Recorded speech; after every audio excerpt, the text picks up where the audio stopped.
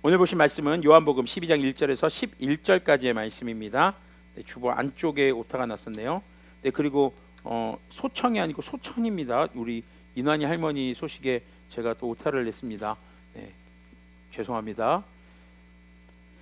자, 요한복음 12장 1절에서 12절까지의 말씀, 개역개정의 성경을 함께 소리내서 읽고 주보 안에 있는 표준세 번역의 성경은 설교를 들으시면서 나누도록 하겠습니다. 제가 가진 성경으로는 신약 성경 167페이지입니다. 함께 자리에서 일어나셔서 주님의 말씀 소리내어 읽도록 하겠습니다. 개역개정의 성경입니다. 네, 개역개정의 성경 12장 1절에서 11절까지의 말씀입니다. 함께 읽겠습니다. 시작. 6월절 엿새 전에 예수님께서 베다니에 이르시니 그곳은 예수님께서 죽은 자 가운데서 살리신 나사로가 있는 곳이라.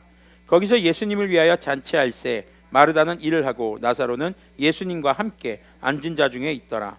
마리아는 지극히 비싼 향유 곧 순전한 나드 한 근을 가져다가 예수님의 발에 붓고 자기 머리털로 그의 발을 닦으니 향유 냄새가 집에 가득하더라. 제자 중 하나로서 예수님을 잡아줄 가룟 유다가 말하되 이 향유를 어찌하여 300데나리온에 팔아 가난한 자들에게 주지 아니하였느냐 하니 이렇게 말하면 가난한 자들을 생각함이 아니요 그는 도둑이라 돈괴를 맞고 거기에 넣는 것을 훔쳐가미러라. 예수님께서 이르시되 그를 가만두어 나의 장례할 날을 위하여 그것을 간직하게 하라. 가난한 자들은 항상 너희와 함께 있거니와 나는 항상 있지 아니하리라 하시니라. 유대인의 큰 무리가 예수님께 여기 계신 줄을 알고 오니 이는 예수님만 보기 위함이 아니요 죽은 자 가운데서 살리신 나사로도 보려 함이라. 대제사장들이 나사로까지 죽이려고 모이하니 나사로 때문에 많은 유대인이 가서 예수님을 믿음이러라. 아멘. 잠시 기도하겠습니다. 주님, 이 시간 주님의 말씀을 증거합니다. 성령님께서 말씀에 조명이 되어 주시옵소서. 우리 주 예수 그리스도님의 이름으로 기도합니다. 아멘. 네, 자리에 앉으셔도 좋습니다. 자, 지난주 말씀을 잠깐 우리가 되새겨 보기를 바랍니다. 자, 생명을 향한 죽음이라는 말씀을 나눴었죠. 네. 사람은 누구나 죽습니다. 심지어는 우리 지역이도 이 땅 가운데 죽음을 맞이하게 되어 있습니다. 물론 예수님 오시기 전에 예수님 오실 때까지 죽지 않는 사람도 있을 수 있을 것입니다. 근데 사람은 어떤 존재냐면 죽음이 늘 두려운 존재. 내가 언제 죽을지 몰라도 어떻게 하면 죽을지는 아는 존재들이죠. 그래서 죽을 수밖에 없는 존재들입니다. 그런데 우리의 죽음이 과연 생명을 향한 것인가 죽음을 향한 것인가, 바로 그것이 예수님을 믿느냐 안 믿느냐, 예수님을 의지하느냐 의지하지 않느냐에 따라 달라진다는 것을 우리가 지난 시간에 말씀을 나눴습니다. 주님께서 부활하셨던 것처럼 모든 그리스도인들은, 끝까지 주님을 믿는 자들은 주님 다시 오실 때에 부활의 육체로 다시 살아나 주님과 함께 주님의 나라 곧 천국에서의 영원한 삶이 펼쳐지게 되겠죠. 자, 그래서 생명을 향한 죽음, 모두가 죽는데 어떻게 죽는가, 이것이 굉장히 우리에게 중요한 그런 문제인 것 같습니다. 그래서 잘 죽는 것, 되게 이상하죠. 잘 죽는다고 하니까. 근데 죽는 것도 잘 죽어야 합니다. 정말 생명을 향해서 죽을 수 있는, 자살 지금 방조하는 거 아니에요. 오해하지 마세요. 사람은 누구나 죽는다는 것을 전제로 두고 이야기하는 것입니다. 자, 그렇게 생명을 향한 죽음에 대해서 말씀을 나눴습니다. 자, 그때 이제 지난주 말씀에서 나사로를 살리신 예수님이 있었죠. 자, 오늘 12장으로 가면은, 자, 그 나사로의 집에, 그 동네에 잔치가 벌어집니다. 잔치가 벌어질만 하죠. 죽은 나사로가 살았어요. 생각해 보세요. 여러분의 죽은 가족이 살아났다고 해봅시다. 얼마나 행복할까요? 마을 잔치를 벌리는 거죠. 근데 여기서 보니까 누구를 위해서 잔치를 베풀었다고 합니까? 예수님을 위하여 잔치를 베풀었다라고 2절은 기록하고 있습니다. 자, 이때 마르다, 마리아의 언니죠. 그러니까 지금 나사로가 제일 큰 오빠, 그 다음에 둘째가 마르다. 마르다는 시죽을 들고 있어요. 뭐 하고 있어요? 서빙하고 있는 거죠. 열심히 식사 나르고 있고 사람들이 막 기쁜 날이니까요. 자, 그런데 이런 지금 잔치의 자리에 포커스가 이제 누구에게로 갑니까? 마리아에게로 이동을 합니다. 마리아가 지금 매우 값진 순나드 향유라고 그래요. 나드 향이에요. 나드 향. 나드 향이 뭔지 저는 잘 몰라요. 향료예요. 근데 향유, 기름이죠. 여러분들이 쓰는 향수가 전부 다 기름이거든요, 사실. 향수인데 순나드라는 건 뭐예요? 다른 이물질을 섞지 않은 향유라는 겁니다. 우리가 쓰는 향수는요, 보통 향료를 희석해서 써요. 섞어서. 근데 순나드라는 거, 순전한 향료라는 건요, 굉장히 비싼 겁니다. 일단 유다가 얘기하는 것이 보면은 300데나리온에 팔았어야지라고 얘기합니다. 300데나리온은 얼마일까요? 1데나리온이 이 하루 품삯이에요. 그러니까 300데나리온 하면요, 1년치 품삯이니까 연봉이라고 생각하시면 돼요. 일반 일용직 노동자의 이 일당으로 따지고 일주일에 한 번씩 쉰다고 했을 때 대략 3천만 원에서 3,500만 원 사이가 됩니다. 굉장한 금액이죠. 결코 싼 금액 아닙니다. 저렴한 금액이 아니에요. 자, 그런데 한 근이라고 나오죠. 한 근, 우리 고기 생각하면 돼. 600g 아니에요. 향유를 재는 근의 단위는 340g입니다. 대략 340g은 이제 12온스. 여기 이 그리스의 당시 계량법으로 봤을 때 12온스, 그래서 340g 정도였습니다. 그런데 한 근이라고 나오는데 이게 다른 본문에서 마가복음 14장 3절에는요 옥합으로 나와요. 아까 찬양할 때 우리 옥합이라고 했죠. 옥합이 뭔지 아세요? 우리가 옥합하니까 여러분들 생각, 옥창판에 깔려있는 옥 생각하시면 안 돼요. 여러분들 이제 미술 작품 보면, 조각상 보면요, 흰색 대리석 같은 거 있잖아요. 하얀색으로 뽀얗게 조각하거나 이렇게 쓰는 아주 값비싼 돌이 있습니다. 그걸 옥합이라고 해요. 그러니까 그거를 조각하고 깎아서 만든 병이에요. 이 병 자체도 굉장히 고가인 겁니다. 그래서 이 나드 향이 굉장히 값진 것이기 때문에 이 옥합에 보관을 하는 거예요. 자, 그럼 이걸 왜 갖고 있었을까요, 마리아는? 향유는요, 당시 그리스 고대 중근동, 특히 이스라엘 사람들에게는 여인들이 평생에 한 병을 쓰는 겁니다. 이게 원액이에요. 조금씩 쓰는 거예요. 언제 쓰느냐? 첫 번째, 결혼식부터 이제 오픈하기 시작합니다. 평생 한 병을 갖고 있는 거예요. 아주 값비싼 거예요. 지금 3천만 원이 넘어가는 거예요.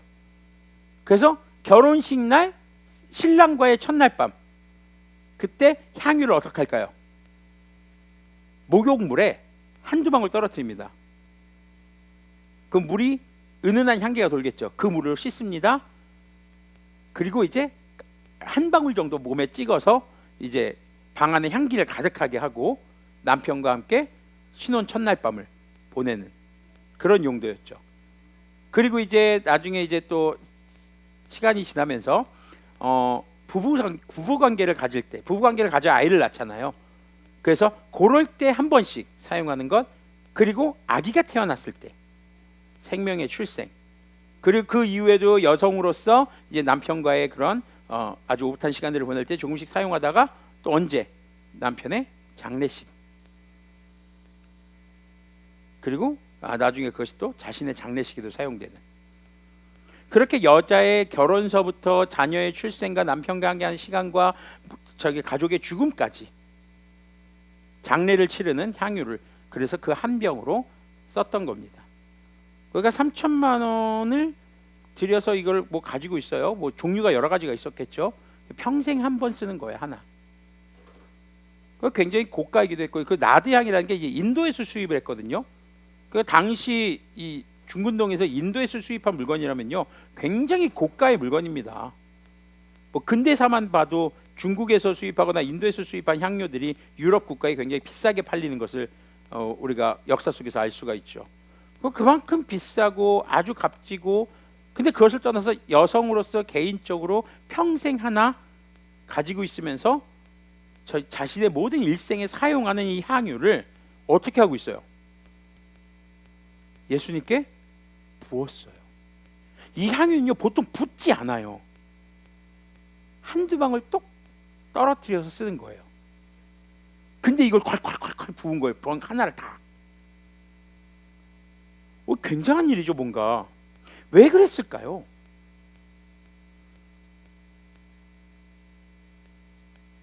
그거보다 누가 더 귀했으니까? 예수님이 귀했으니까. 왜요? 오빠 살려줬잖아요. 죽은 오빠가 살아났잖아요. 사례로 드렸어야지 왜 이러냐고죠. 아유 감사합니다. 그리고 제가 가진 게 이거라도밖에 없습니다. 이거라도 받아주세요. 우리가 일상적으로 생각하면 그럴 거 아니에요. 근데 이 마리아는 왜 부었냐 이거죠. 이거를 우리가 이 찬양 많이 불러요. 진짜 교회에서 내게 있는 향유옥합 주님께 가져와. 전부 다 뭐야? 헌금 장려송이죠. 되게 재밌는 게 헌금송으로 많이 해요 이거. 그렇죠? 단순히 헌금만을 지금 얘기하는 걸까 이게? 마리아는요 정말 자신의 일생을 누구를 섬기겠노라고 결심한 겁니까? 예수님을 섬기겠다고 어쩌면 결심하고 한 일인지도 모르겠습니다. 마리아가 막 그렇게 금수저, 다이아몬드 수저 아니에요. 그냥 평범한 사람이었습니다. 마리아가 이렇게 했던 것은 이 향유보다 생명의 주관자이신 누가 더 소중하다는 걸 깨달았다는 거예요. 예수님이라는 것이죠. 근데 여기서 또 놀라운 거는요, 머리카락으로 뭘 해요? 발을 닦아요? 이게 뭘 얘기하는 걸까요? 성경을 보면요, 고린도서에 보면 이런 얘기 나와요.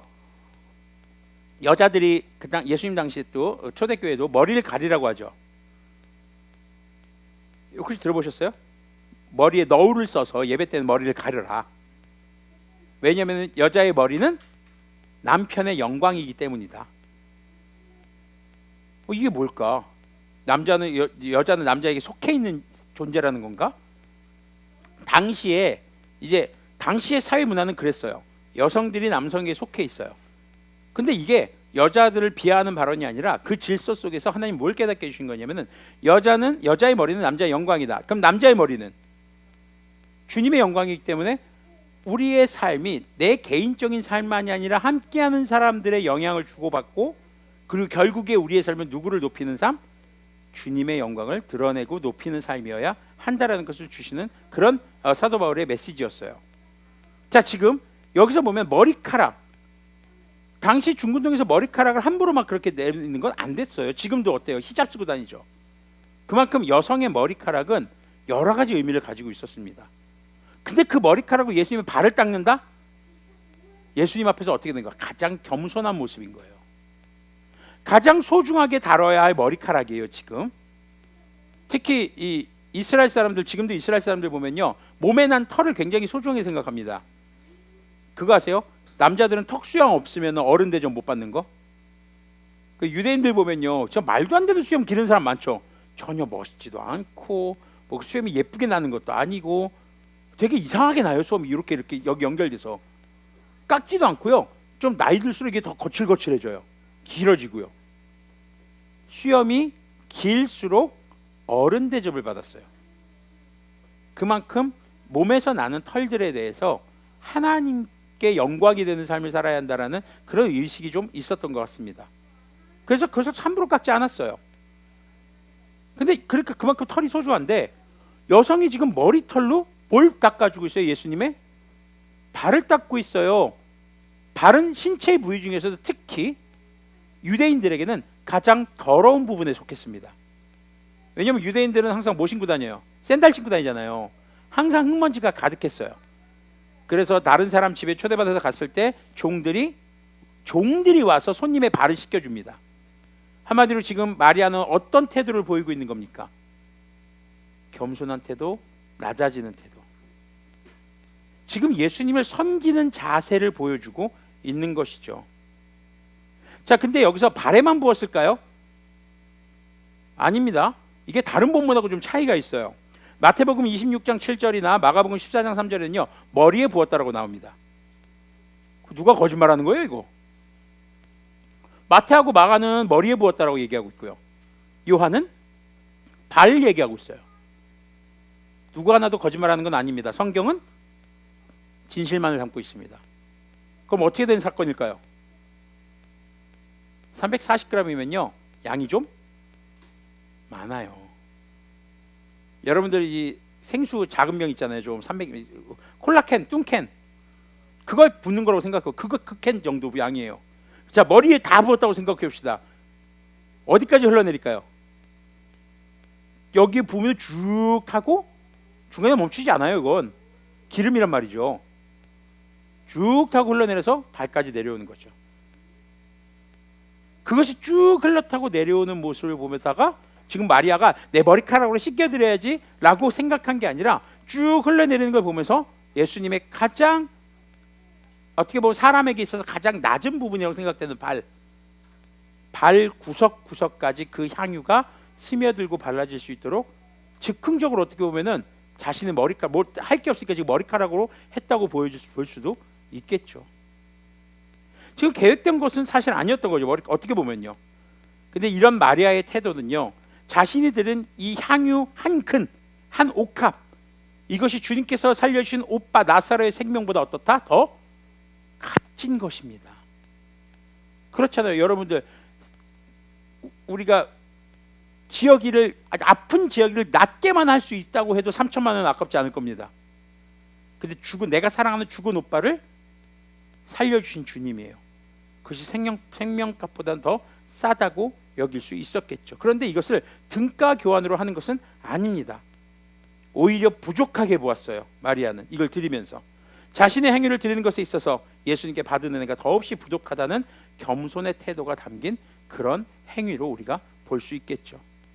자, 그런데 이런 태도를 보여주는 마리아를 향해서 유다가 뭐라고 합니까? 아니, 그 비싼 걸 왜 여기다 부어서 낭비를 해?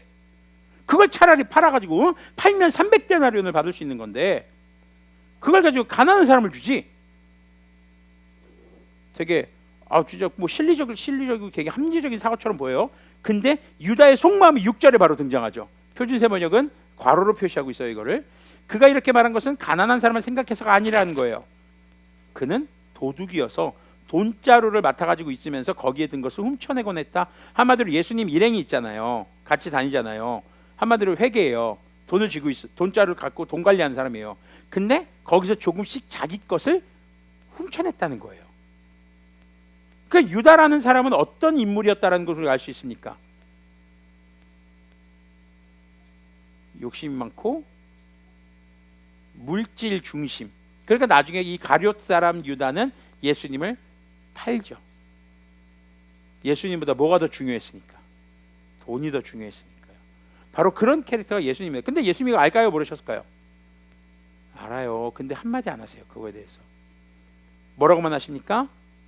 가난한 사람들은 언제나 너희와 함께 있지만 나는 언제나 너희와 함께 있는 것이 아니다. 가룟 유다의 그런 말을 비난하지도 않으십니다. 그냥 그 여인이 하는 것을 두어라. 이거 빼먹었네요. 7절 앞에 그는 나의 장사 날에 쓰려고 간직한 것을 쓴 것이다. 자, 예수님은 유다들 비난하지 않습니다. 물질을 위해서 스승이었던 예수님마저 팔 사람이었음에도 불구하고요. 유다는요, 지금 뭘 보지 못하는 겁니까? 돈에 눈이 멀어 있다 보니까 마리아의 헌신하는 태도를 보지 못합니다. 뭐만 보는 거예요? 돈으로 환산만 하고 있는 거죠. 아이고, 저거 팔면 저거 3천만 원짜리인데, 아이고, 그거 팔아서 그냥 예수님한테 헌금하지. 그러면 예수님의 이 지금 회계인 나한테 돈 줘야 들어오면은 내가 거기서 대략 한 300만 원 띵가 먹을 수 있는데, 아이고 아까워라. 6절의 내용을 보면은 아마 유다는 그런 생각을 했던 것 같습니다. 그러니까 지금 물질의 효율성을 따지고 계산만 할 뿐이지 마리아가 하는 행동이 어떤 행동인지는 전혀 보지 못하고 있다는 것이죠. 예수님은 어땠습니까? 이게 얼마짜리인지 보지 않으셨습니다.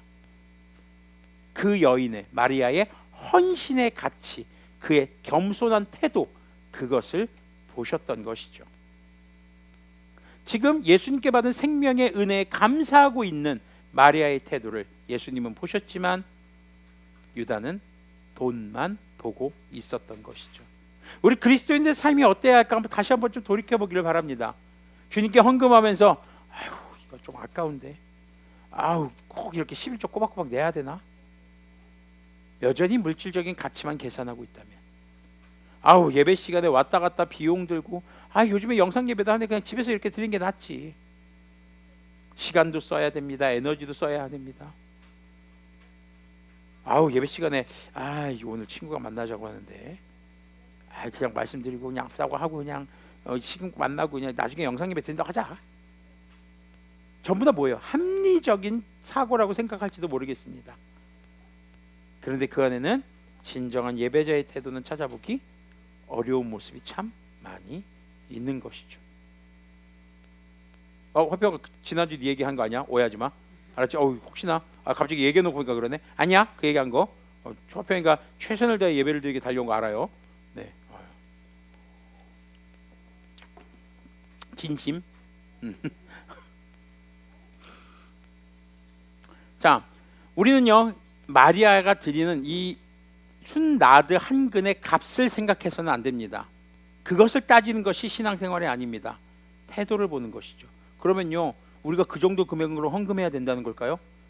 그 정도의 헌신이 필요하다는 걸까요? 주님께서는 우리의 태도를 보시는 겁니다. 주님께서 한 과부의 헌금에 대해서 언급하신 적이 있었죠. 주님께 동전 2개를 드릴 수밖에 없었던 그 여인, 하지만 부끄럽게 드렸던 그 곁에 있던 바리새인은 어땠습니까? 저는 저 여인과 같지 않아서 주님께 온전한 11조를 드립니다. 예물을 드립니다. 자기 소득이 10분의 1 정확하게 딱 드렸을지 모르겠습니다. 근데 주님께서는 뭐라고 하십니까? 누구의 예물을 주님께서 받으셨을까?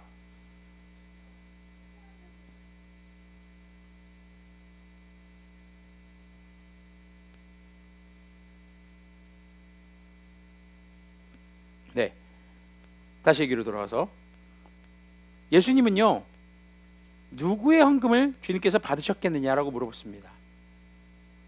과부의 헌금이었죠. 왜요? 겸손한 태도가 중요한 것이거든요. 우리는요 주님께 내가 뭘 했느냐, 얼마를 드렸느냐, 아니면 어떤 헌신을 했느냐, 교회에서 무슨 봉사를 하느냐, 이것이 중요한 것이 아니라 무엇을 하든, 주님께 무엇을 드리든, 얼마를 드리든, 어떤 시간을 드리든 내 삶의 태도가 중요하다는 것을 우리는 이 마리아 사건을 통해서도 다시 한번 돌아볼 수 있어야 할 것입니다. 자, 그리고 유다는 지금 가난한 자를 도우라고 얘기합니다. 근데 진짜 유다의 관심은 가난한 자를 돕는 게 아니라고 했죠. 자, 가난한 자를 돕는 것은요 물질로만 하는 것이 아닙니다. 물론 물질적인 도움도 필요합니다. 그렇지만 그리스도인들이 가난한 자를 돕는 것에는요 물질로는 절대 살 수 없는 것을 우리는 전해주는 자들이어야 합니다. 그것이 무엇입니까? 돈으로 살 수 없는 것, 생명이죠. 예수님께서 우리에게 돈으로도 살 수 없는, 그 어떤 것으로도 살 수 없는 구원이라는 생명을 주셨습니다. 우리는 그 생명을 전하는 자들이 되어야 한다라는 것이죠. 가난한 자를 돕는 것은요 내가 뭘 소유하고 있냐에 따라 달라지는 것이 아닙니다. 내가 어떤 태도로 임하느냐. 우리가 지난번에 나눴던 말씀 기억해 보시길 바랍니다. 우리가 어려운 자들, 장애가 있는 사람들, 아픈 사람들, 곤란 가운데 있는 사람들, 환난 가운데 있는 사람들, 이런 사람들을 돕는 것은 그들에게 자선을 베풀거나 동정을 하는 것이 아닙니다. 어쩌면 내가 겪었어야 할 죄에 대한 결과를 그들이 겪고 있기에 우리는 죄책의 마음으로 섬겨야 한다라고 얘기했습니다. 그건 뭡니까? 겸손해지는 것이죠. 내가 너보다 낫기 때문에, 더 나은 상황이기 때문에 내가 주는 거야가 아니라 그 사람의 고통이 곧 나의 고통으로 여겨지기에 없는 상황에서도 나눌 수 있고 도울 수 있게 되는 것이죠. 물질이 있어야 남을 돕는다? 돈이 있어야 주님도 섬기죠? 아니요. 시간이 있고 돈이 있고 뭔가 풍족해서 섬기는 것이 아니라 마리아와 같은, 또 두 렙돈을 드렸던 그 과부와 같은 겸손한 태도를 가진 사람은 자신이 빈곤한 가운데도 이웃을 도울 수 있는 겸손함을 가지게 되는 것이죠. 바로 그것이 돕는 자세입니다. 8절에 말씀하고 있는 가난한 사람들은 언제나 너희와 함께 있지만 나는 언제나 너희와 함께 있는 것이 아니다. 바로 이 말씀의 진실한 의미는요, 주님을 온전히 섬길 수 있는 자가 이웃도 섬길 수 있다라는 것입니다. 주님을 섬기는 것은 무엇입니까? 무엇을 통해서 우리는 알 수 있습니까? 우리 그리스도인들의 신앙의 핵심, 우리가 정말 주님을 믿는다는 것을 무엇으로 나타낼 수 있습니까? 예배요. 그리스도인들이 그리스도인다운 정체성을 가지는 것의 기초는 결국 예배입니다. 그래서 그렇게 믿음의 선배들과 믿음의 부모님들이 예배를 죽자사자 강조하는 이유가 바로 거기에 있는 것이죠. 예배에 주님의 생명이 있습니다. 그 생명 앞에 감사함과 겸손함의 태도가 있는 자들이 세상 가운데서도 빛과 소금이 되고 어려운 자들, 어둠에 있는 자들에게 생명의 복음을 내가 가진 소유를 통해서 전해줄 수 있는 그런 사람들이 되는 것임을 우리가 기억했으면 좋겠습니다. 예수님은요, 마리아가 그렇게 헌신하는 것에 대해서 예수님의 십자가 죽음 이후에 장례를 준비하는 것이라고 말씀하십니다. 마리아가 예수님의 죽음을 예견하고 예배했던 것은 아니겠죠. 아까 말씀드린 것처럼 우리 오빠 살려줬어요. 생명의 주관자이신 예수님이에요. 내가 여자로서 정말 결혼해서 평생을 쓸 이 향유를 예수님께 다 부어요. 내가 주님만 온전히 섬기겠습니다라는 겸손함의 태도. 발을 씻깁니다. 그것도 머리카락고요. 이게 뭐예요? 여인의 가장 영광이라고 불리는 머리가 예수님의 발보다도 못하다라는 그런 고백이 담긴 거거든요. 그런 겸손함의 태도를 보시고 주님께서 마리아를 높이십니다. 마리아를 높게 평가하시는 것이죠. 나의 장례를 준비하는 것이다. 생명을 위한 죽음, 우리가 지난주에 나눴던 생명을 위한 예수님의 죽음에 그 구원사역에 마리아의 헌신이 포함되는 영광을 누리게 되는 것이죠. 마리아는 그것을 계산한 것이 아니었습니다. 주님께서 베푸신 그 은혜, 생명의 은혜에 감사하기에. 하지만 자기는 예수님의 앞에 너무나도 미천한 자라는 겸손함에 했던 그 헌신의 태도가 주님께서는 그 중심을 아셨고 마리아를 예수님의 죽음에 높게 평가해 주시는 모습을 보여주고 있는 것이죠. 자, 이때 이런 사람들만 있는 것이 아니라 누구도 있습니까? 유대 사람들이 예수님이 거기에 계신다고 알고 때를 지어 몰려옵니다. 근데 의도가 뭡니까? 9절 보니까 나사로도 봐요. 10절 보니까 대제사장들은 누구도 죽이려고 했다? 나사로도 죽이려고 했다. 참 웃기죠. 예수님이 죽은 자를 살리셨는데 대제사장들은 어때요? 예수님께서 살리신 나사로를 죽이고 예수님도 죽이고자 합니다. 무엇 때문에요? 역시 유다와 같은 사람들입니다. 당시 대제사장들이 왜 이렇게 타락했었을까요? 왜 이렇게 타락했을까요? 돈 때문이에요. 권력 때문입니다. 예수님이 지금 하는 일을 보면서 여기 11절 보니까 나사로 때문에 많은 유대 사람이 떨어져 나가서 예수님을 믿었다. 그러니까 자기 세력이 약해지는 거예요. 자기를 따르는 사람들이 줄어드는 거예요. 그러니까 자기 위치에 위협을 느끼게 되는 것이죠.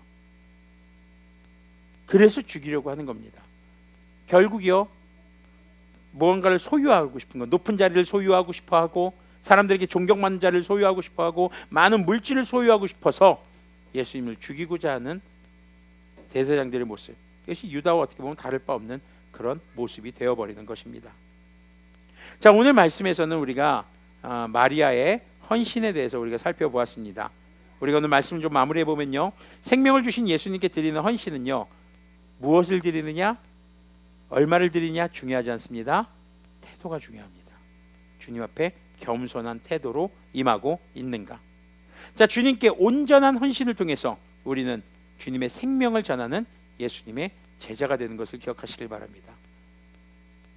진정한 예배는요, 우리의 육체적인 요소로 헌신하는 겁니다. 예배는 영으로 드린다고 하죠. 영만이 아닙니다. 하나님의 영이 우리를 인도하셔서 우리의 몸이 예배하는 겁니다. 우리의 몸이 예배 자리에 오는 것입니다. 우리의 입술을 열어서 주님을 찬양하는 겁니다. 주님의 말씀을 우리 눈으로 읽고 귀로 듣고 우리의 사지로 행동하는 겁니다. 말하는 겁니다. 전부 다 무슨 요소예요? 육체적인 요소예요. 예배가 영적인 활동일까요? 사실 영은 성령님입니다. 우리의 영이 아니에요. 하나님의 영이죠. 하나님의 영에 순종하는 우리의 육체적인 활동입니다. 하나님의 영에 내 마음과 내 육체가 움직이는 거예요. 그러니까 하나님의 영에 감동되었다라고 하죠. 감동은 뭐예요? 마음이에요. 주님의 말씀, 주님의 뜻, 주님의 계획하심, 주님의 인도하심에 내 마음이 감동이 됩니다. 마음의 감동은 무엇으로 나타나게 돼 있어요? 몸으로 나타나게 돼 있다는 거죠. 우리가 그럴 때 있잖아요. 어떤 영화를 볼 때, 어떤 작품을 볼 때 카타르시스가 느껴진다고 하죠. 짜릿한 전율, 뭐 이렇게 털이 곤두서는 느낌, 닭살 돋는 느낌, 내 마음에 감동이 될 때 육체가 반응하게 됩니다. 마찬가지요. 예배도 마찬가지입니다. 철저히 우리 육체적인 활동인 것을 기억하셔야 할 것입니다. 요즘 코로나 때문에 이 온라인 예배가 활성화되면서 육체적 활동에 대한 예배를 굉장히 가볍게 생각하는 경우가 많아요. 그러다 보니까 집에서 영상 예배 드릴 때, 지금 영상 예배를 드리신 분들 중에도 침대나 소파에 누워서 가장 편한 자세로, 아니요, 여러분들이 영상 예배 드릴 때는 꼭 교회에서 예배 드릴 때와 동일한 자세, 동일한 환경으로 여러분들 조성해 달라고 말씀드렸었죠. 옷도 잠옷이 아닌 교회 가실 때 입는 옷으로 입고, 또 영상 예배에서 일어서서 말씀 읽거나 할 때도 같이 일어서서. 왜냐면요, 그래서 강조하는 이유는 우리의 예배는 철저히 육체적인 활동입니다. 자, 그 육체적인 활동에는요, 단순히 우리의 몸만이 아니라 우리가 사용하는 시간과 우리 몸에 있는 에너지, 그리고 주님께서 우리에게 주신 물질, 모든 것이 포함이 되는 것이죠. 자, 이것은 육체적인 요소라고 합니다. 그래서 진정한 예배는 육체적인 요소로 헌신하는 것입니다. 성도의 삶은요, 진정한 예배를 통해서 주님의 사랑과 그리고 생명의 향기가 가득하게 되는 것이죠. 그곳에 잔치를 하고 있을 때 이 마리아의 헌신을 통해서 거기에 모이는 모든 사람들이 뭘 맡고 있어요? 나드 향을 다 맡고 있는 거죠. 그곳에 향이 가득하게 되는 것입니다. 역시 마찬가지입니다. 우리가 주님을 위해서 온전한 헌신을 할 때 주변의 사람들, 거기 모이는 사람들이 마리아가 주님께 부었던 향유의 냄새를 맡고, 근데 향유의 기능은 뭐예요? 냄새잖아요. 향기, 그렇죠? 향기를 전해주는 거. 주님께 헌신하는 그 헌신을 통해서 이 나드의 목적은 향을 퍼뜨리는 거예요. 그 목적을 거기 모이는 사람들이 모두가 누리고 있죠. 마찬가지입니다. 우리가 주님 앞에 겸손하게 우리의 가진 것, 시간과 물질과 에너지를 통해서 우리가 주님 앞에 겸손하게 헌신할 때 비로소 내가 살아가고 있는 내 삶의 바운더리에 있는 사람들이 무엇을 경험하게 됩니까? 바로 생명의 향기, 주님의 사랑의 향기가 그들에게도 전해지게 되는 것이죠. 그것이 바로 예배의 진정한 효과입니다. 예배는 단순히 믿는 사람들이 모여서 찬양하고 말씀 듣고 하는 것이 아니라, 진정한 예배는 나라는 옥합을 깨트리는 것입니다. 내 육체라는 옥합을 깨트려서 내 안에 있는 것들, 내가 꽁꽁 싸매고 있던 내가 가지고 있는 것들, 시간과 물질과 에너지, 나의 모든 육체적인 요소를 겸손하게 주님께 헌신함으로 그리스도님의 향기, 복음의 향기, 생명의 향기, 주님의 긍휼하심과 사랑의 향기가 우리가 살아가는 학교, 우리가 일하는 일터, 가정, 내가 살아가는 삶의 바운더리에 바로 그 향기가 전해질 수 있도록 하는 것이 예배의 방향이 되어야 하는 것이죠. 예배는 주님을 만나는 자리거든요. 부활하신 주님을 만나는 자리입니다. 죽음의 권세를 깨트리고 생명으로 돌아오신 예수님을 만나는 자리가 예배의 자리입니다. 그 예배의 자리에 우리의 시간과 물질, 육체적 요소들을 마리아와 같은 태도로 주님께 드리기를 소망합니다. 우리 예배에 있어서, 하나님을 섬기는 것에 있어서 계산하지 맙시다. 하나님을 섬기는 것에 있어서 내 입속을 차리기 위해서, 내 이익을 챙기기 위한 그런 도둑놈 같은 심보를 가지지 않았으면 좋겠습니다. 그래서 오늘 말씀의 제목이 향기로운 삶입니다. 향기로운 삶은 곧 예배자의 삶이고 복음을 전하는 선교자의 삶임을 우리가 기억했으면 좋겠습니다. 이 시간 함께 기도할 때에